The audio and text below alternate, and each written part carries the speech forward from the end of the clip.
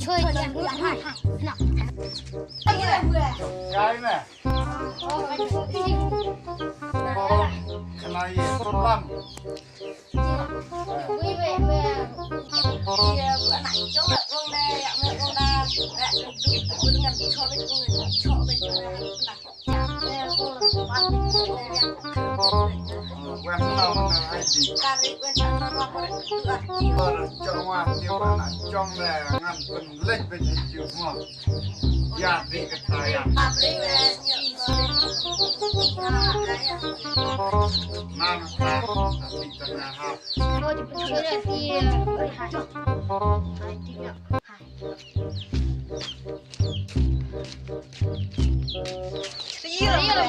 cái bạn à đi lỗ một đi cả mấy mẹ người ông tia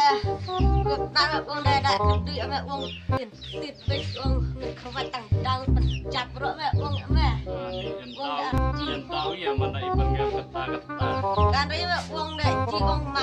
ông ngạt tí vậy ông ngạt tí nó bên đường nơi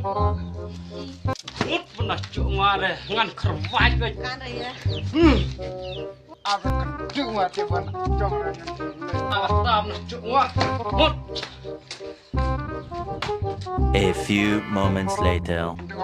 hot nih punya nama mana Tama na benar benar nggak? Salah narik ka.